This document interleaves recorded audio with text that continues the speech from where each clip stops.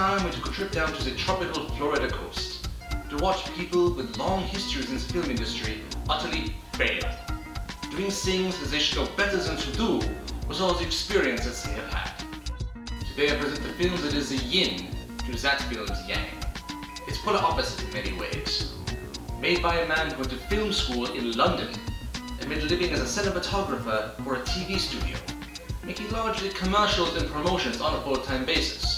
An actual professional. One who should know better. A film that makes many of the same mistakes that Martial Arts Kid makes, but makes them in the frozen wasteland of North Dakota. Hence why I said it's polar opposite. And as Martial Arts Kid crammed in far too much action in an attempt to fill its runtime, this one has no action whatsoever.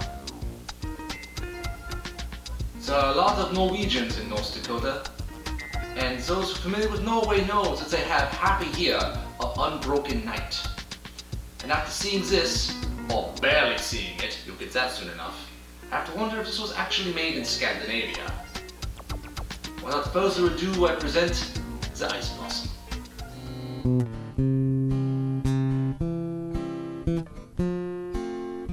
You'll notice right away that just like the Martial Arts Kid, this film starts with shots of boring landscapes. Only these are moving shots of boring landscapes with a boring soundtrack. Somehow this film managed to do better and worse than the Martial Arts Kid right off the top. Except I must give Martial Arts Kids a win on this one, since the director forgot a fundamental lesson of his own. Light is your friend. Use it. What are you writing there? Oh, I'm just finishing up my poem. I think I got the ending. Oh. Am I gone blind? I assure you all I did not alter that shot in any way to darken it while in post-production, although I could have. Which also means in turn the filmmaker could have made it brighter in post-production and did not do so. Do you know what it is? A baby? Yeah. No, I haven't found out yet. I don't wanna. Surprises are what makes the world what it is. I hope you still like surprises when it turns out to be an alien. And I only have to wait 3 more months, so... Look out! All we saw before that impact was just a shot of an open field. There was nothing there to hit. Did they really think all that shaky cam shit was going to hide that fact from us? This is why people grew to hate that trend. What happened? Even you don't know? All we've seen happen so far is you managed to crash into absolutely nothing and headbutt the steering wheel. The only conclusion I can draw from this is you're the worst driver in the world. Are you gonna be okay? The film has only just begun. There's much more pain in store. Sonic was that! Gah! Light! Far too much light! Stop being so damn bipolar! No, not the boring landscapes again! Gah! Not the blinding light again! Stop it! Stop it! Oh, don't stop with the cityscapes. You're turning into the Martial Arts Kid. Use capitalization. You are not E.E. Cummings. That's a landscape and a cityscape. You're doing both sins at once.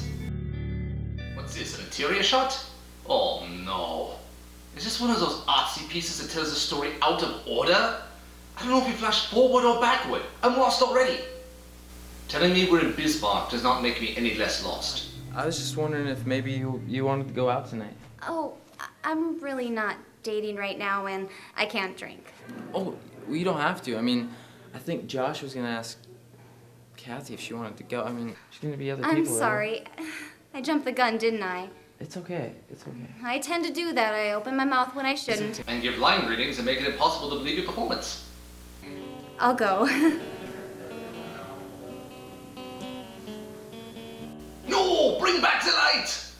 At least we can see in this shot that focus, mon ami. Focus! We haven't proven capable of creating anything new or stepping forward. All we've got is reality shows. I know, nothing's changed. We have nothing to unite us. No purpose or direction. I mean... I fully realize that it's unrealistic. When films have scenes in bars and restaurants where there is no music playing and the other people in the scene are speaking so softly that it's barely audible, so we can be able to hear what the lead characters are saying. But this is what happens when you don't do that. What is he saying? I can't even tell. Guys, what can I get you to drink? I'll have an iced tea. Okay, and you? I'll just get water. Okay, I'll be right back. That doofus's shot was horribly framed, and that was the worst Christian Slater impersonation I have ever seen. Could you please put him under one of those harsh fluorescent lights so we would have some illumination? Alright. And there you go. And that'll be $3, sir. That is water. What type of tightwad place is this to make him pay for that? Yeah, it was really hard. Especially living with Josh. I mean, the kid wants to drink every night. But, yeah. I worked for about a month pretty hard to get sober. I've been sober for 3 months now. So, are you on or off the wagon? We're having some kind of heart-pouring moment here, and I can't make out anything they're saying. Hey, what's going on? Is jackass bothering you? Yes, jackass, you are bothering them. Monroe was just gonna tell me why he quit drinking. Oh, alright, well, I'll let you guys keep talking, okay? See ya. Hey, what's going on over there? Monroe is telling Chelsea the note story. The note story? What the hell is the note story? Are you kidding me? You've never heard the note story? Wait a minute. Are we changing focus to some other character to tell the stories that the main character is actually telling at this very moment? What absolute stupidity! What a lovely streetlight. Clearly it is meant to be the focus of the shot. Notice with Monroe, even though he is also shoved to the edge, he still composes the majority of the frame. What were they thinking when they filmed her? Monroe. Holy crap, there is a light source in that car? You're telling me if she had just leaned forward a little bit, she could have been illuminated properly? Perhaps she's so embarrassed to be in the film she wanted to be kept in shadow. It's just us. I don't know if... I don't think...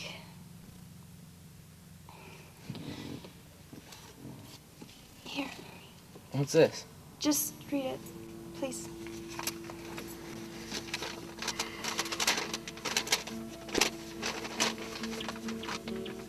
Monroe, I don't really know how to start this letter. You're A note. Read in voiceover. This is not radio.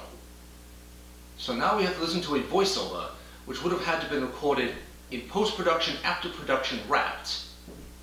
And we have to sit here and watch these two sit in absolute silence as the shots cut back and forth like ping pong when you could have just said all of this dialogue on screen. I feel like I've seen this before. How'd you get in here? You invited me. No, I didn't. How'd you get in here? Same way I get in most places. Ah! That was made in Bismarck too! Never watched anything made there! Never! Ever! for a long time. Oh, this is some bullshit. She just looked at the camera. Even she knows how stupid this is.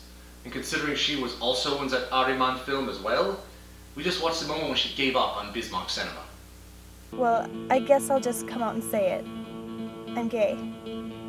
Son of a bitch. It's nothing you did or pushed me to, so you can stop thinking that right now. That's not how being gay works anyhow. You don't choose to be gay any more than anyone chooses to be straight. I think I've known for a long time, but never had the guts to say it to myself. You are saying it to yourself. You would have been watching this clip as you dubbed that voiceover in later. I'm sorry to put you through this. You should be saying that to the audience.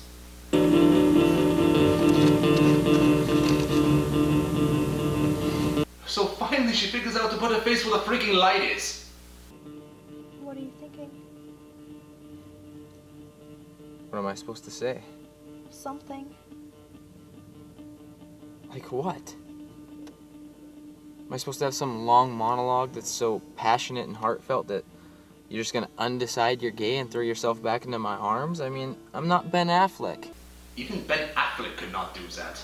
Also Cosmo Kramer can. April, you're gay. I mean, I can't really be mad at someone for the way they are. Well, you can be angry. If it was me, I'd be pissed. Why? It's not like he did anything to cause this. And technically she did not either. Well, then fuck off and find your own way home. Okay, that you did cause. She dumped you with a note? Yeah. It's amazing how this film sometimes realizes how awful it is, and yet continues on the very same path. As evidenced here is the very man who wrote and directed the film. You look like shit. Yeah, tell me about it. Hasn't been the best night. What the hell happened to you? April dumped me. Oh, fuck, man. That sucks, dude. What is it? Vodka. What the hell did you do? Do anything. Oh, come on, man. It's always the man's fault. Always. The man who wrote in the script that Monroe was dumped through no fault of his own just said that. What a white knight jackass. I do happen to know that he actually is a Joss Whedon acolyte, so lesbianism and misandry and girl power would be all up his alley. Although I do wonder what he would have to think of Joss Whedon these days. I went on for about 3 weeks. There wasn't one point where I was sober. I just lost all sympathy for him. That is ridiculous. It's not like they were married and had kids and had been together for forever, or this would be some kind of gigantic upheaval in his life.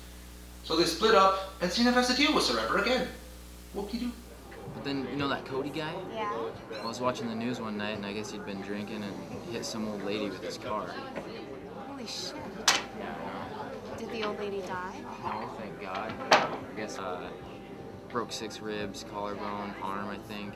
Was in intensive care for quite a while. I can already see where this is going, so I'm going to cut it off there. It's quite obvious that he heard about someone else causing a drunk driving accident, and so he vowed never to drink again.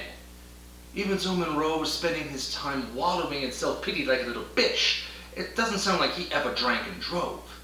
So someone else doing that has no impact on him whatsoever.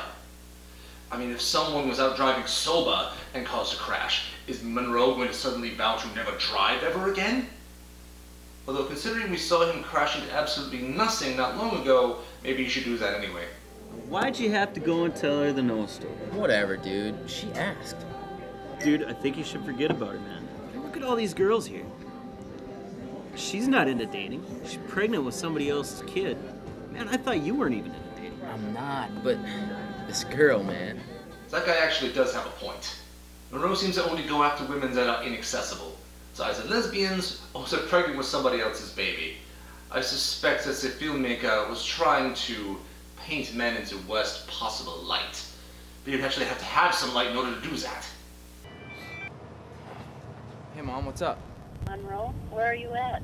I just stepped outside a bar. What's going on? I don't know how to tell you this, honey. Using some believable inflections would be a good start. You can never plan for these things. It was his time to go. I know, it just sucks. Even if I was ready or not. I'm ready for the end credits.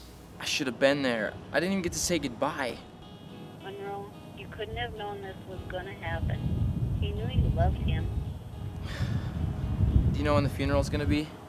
In 2 days, most of the family is coming. Are you going to? Careful.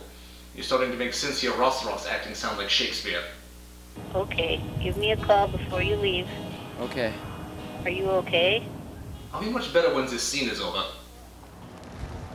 What is it?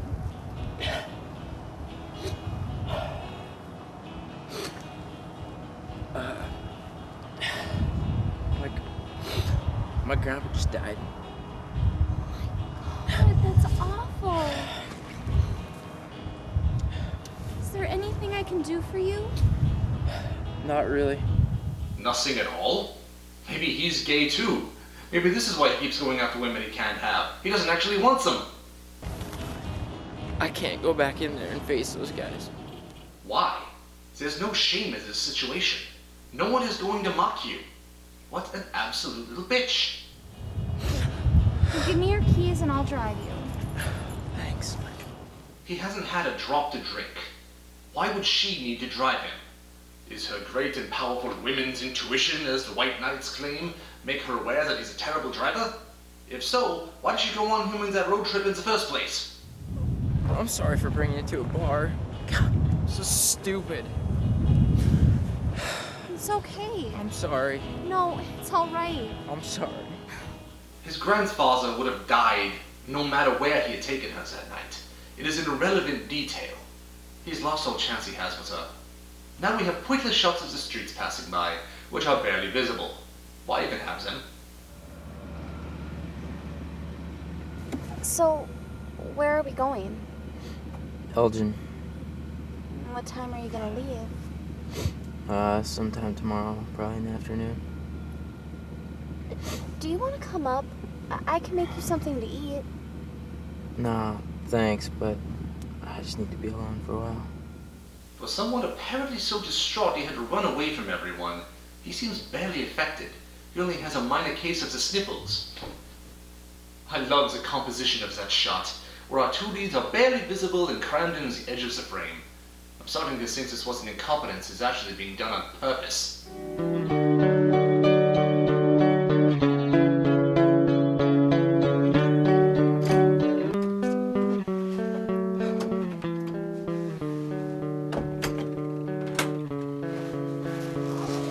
Holy crap, was this movie meant to be seen by blind people? You know, the first thing people do when they come home is turn on the lights. Now he's sitting in the dark with horrible cuts between chugging beers and sniffing like he's on cocaine. I'm not sure who I want to punch more, Monroe or Brian Davenport, who made this film. Ah, don't do that! No, I want to punch Brian, definitely Brian. And back to Pitch Black, you absolute asshole. Wait, what's this? Are we back in the present? Now we see the landscape in daylight and there's still nothing there they could have hit.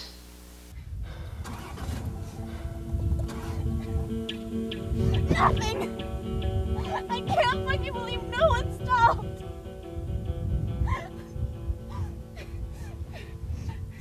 Maybe a gasket's broken.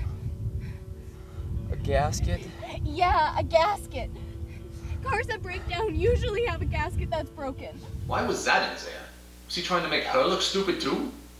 Well, what the fuck are we gonna do? I don't know. Jesus, don't jump down my throat. I didn't jump down your throat. Yeah, you did. I must give this film some unexpected credit. It's actually becoming equal in its gender bashing. That is so like a woman. Psh, don't hit me. I didn't hit you. I'm aware that these two don't drink, but the cameraman sure does. Look how lopsided that shot is. We're going to watch the entire time as they limp away? Are you that desperate to reach feature length? At least Martial Arts Kid fills the space with short, pointless scenes. His it linger on single shots that last geological ages. Just because Monty Python did it doesn't mean you have to. And now we get to watch him come the other way? How long is this going to last?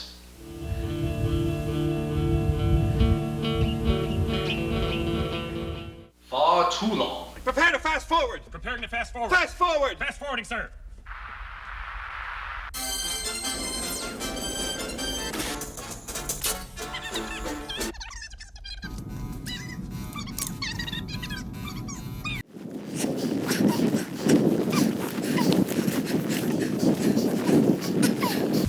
How far do you think we've gone?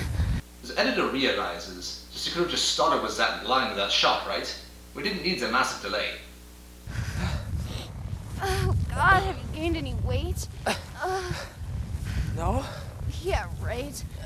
I feel some rolls. In that climate, that would actually be an advantage.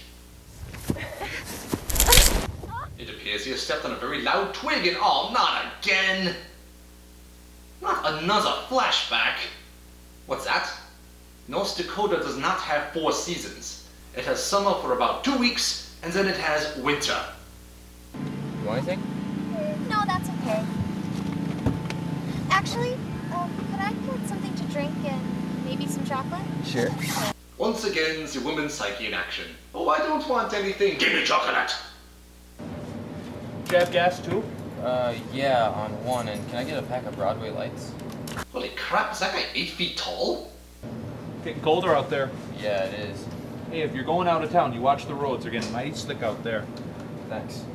And your total comes to $37.43. Out of 40. Do we really have to watch this entire exchange? Now is it needless landscapes again? Is the point is to show us there really is no sun in North Dakota? Maybe he really did film this thing in Scandinavia. Ah! The entire world has been overtaken by a snowpocalypse! It really is Norway! Oh no, a pointless shot of an animal. Was the editor of this the same one who edited Martial Arts Kid? Hello?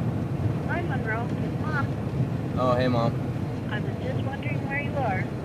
We thought you'd be here by now. Oh, we're on our way. We just went by a New Salem Zoo. We? Who's with you?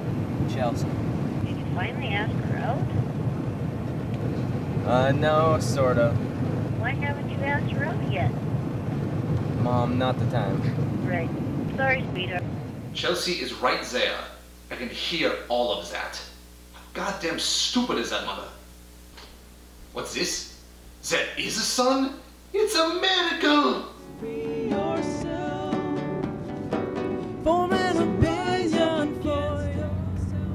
Oh, good, there's a gas station. Can we stop? Yeah.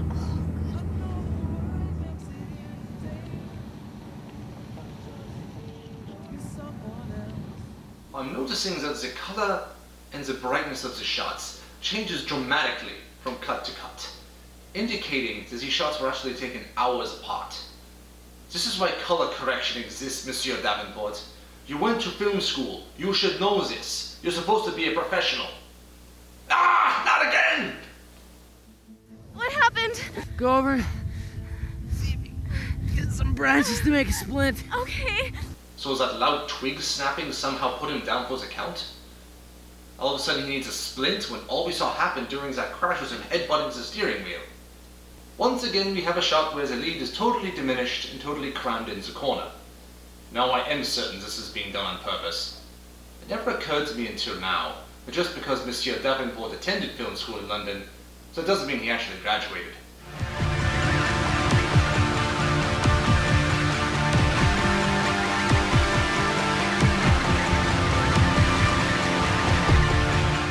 Actually did it. He actually laid edgy music under the boring landscape shots. Now I am thoroughly convinced that Brian Davenport is responsible for every mistake in the martial arts kid.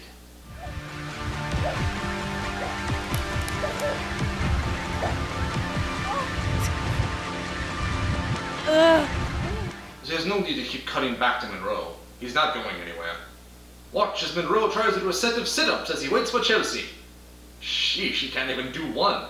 What a girly man. But we knew that already. Do we really have to watch her go all the way back? This is worse than the martial arts kid. That film had 45 minutes of actual story and padded out the other half. This has 20 minutes of story and padded out the other 3/4. I just skipped over a ton of shots. Thank me later. I'm gonna lift up your leg. This is really gonna hurt, so... For this is really going to hurt, he barely reacted. Okay, ready? I'm sorry. Why is she the one screaming when he's the one who has supposed broken leg? And why don't we care about those hay bales? Now, I'm gonna help you. Okay. Okay. Okay. You alright? Monroe has gone from emotionally unstable wimp to stoic tough guy who doesn't even flinch at a broken leg, while Chelsea is crying and whimpering while she's not even the one who's hurt. Did the filmmaker change his stance to men's rights activist partway through the film? Oh crap, not again. Fast forward!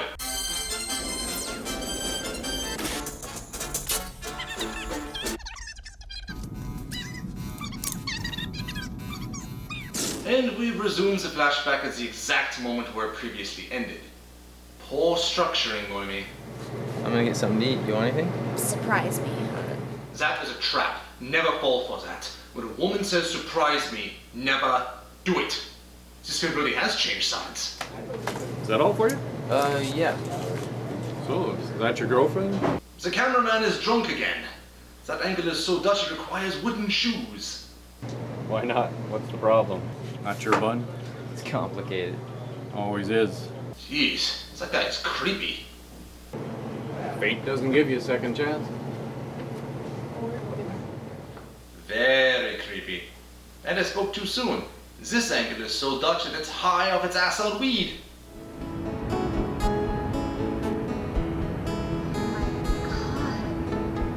It's so beautiful. go down there if you want. We have the time. Yeah, okay. Whoa! You remember earlier when we saw the sun shining on the one side of the road? Now it's on the complete other side, which means now it's nearly sunset. It was said more than once in the films that destination was 2 hours away, at max. So you would have had to have been driving for 12 hours for that to happen. Monroe has got them lost as fuck. He really is the worst driver in the world. Now they're going to waste even more time? That funeral clearly means nothing to Monroe.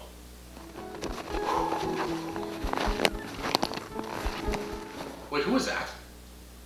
Is that the mysterious man following them? Perhaps he tampered with the car, causing it to crash. That would make everything make much more sense. This is a plot twist straight out of Fargo. Or perhaps it's just a gigantic fuck-up. Okay, not to break the moment or anything, but I'm fucking freezing. That's what happens when you're stupid enough to drive through North Dakota until sunset and then get out of the car. Okay. Do you want to go back to the car? For sure. I can't even feel my toes anymore. They either have a death wish or are absolute idiots. Given what I've seen so far, it's both. Race, but we're scared, we fear worst, know the best. Don't be scared, happiness.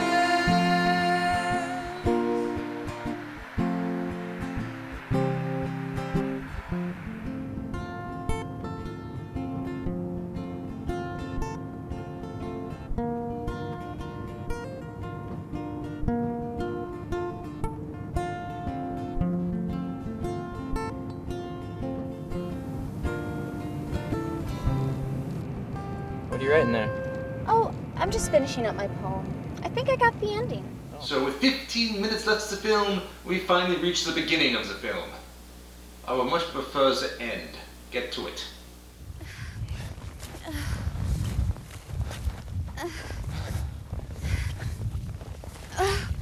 How far away is this farm? Should be getting close. Mon Dieu! All they do is walk. I told you nothing happens in this film. Fast forward!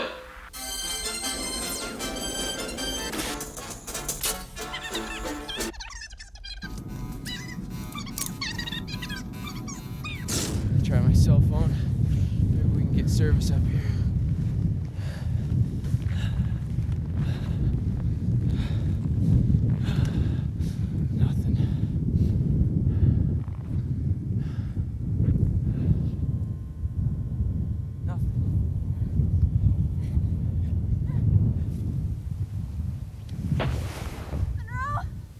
He crashes into nothing, breaks his leg on nothing, and now trips on nothing. What is wrong with this idiot?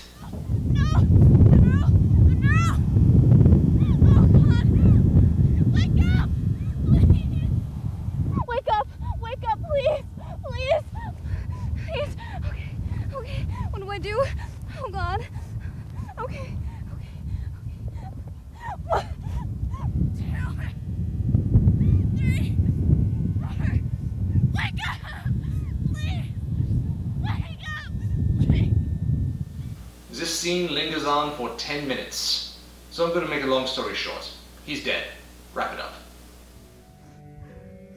I never got to finish telling you my poem. Here it goes. Down the ice blossom fell, that bled sky and earth, gripping firm to last breath. Head, heart, hands, red swell. I need happiness in the sun, finding despair and little hope in the dark. No such luck. To try to have this moving climactic moment in which she finally reads this poem she's been working on, which bears the name of the film, in some sort of grand resolution to the story, while she's crying and whimpering over her own performance. Imagine if other films did that. Can't handle the truth. Most of it doesn't Son, we add live up in a to world much that that I has could walls, and those walls have to be relate guarded by as a men way with of life that you'd Who's gonna approve do of. it? You? You, Lieutenant I Weinberg? move around a lot. I have a greater responsibility than you can Not because possibly I'm fathom. looking for You anything weep really, for but Santiago and you curse the Marines. This is the last time, I swear. Fast forward!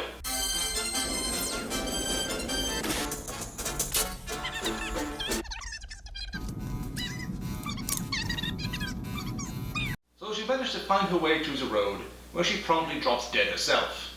Alright, I don't know that for sure, but that's what I'm going with. She likely died of boredom, just as I was on the verge of doing. If these two had enough brains to stick to the road after they crashed, their chances of being found would have been much higher. This film is Darwin in action. And we end with some unknown feet stepping into the shot, and given the tone of this film, likely kick her in the head and steal her wallet. I've seen Belgian films more optimistic.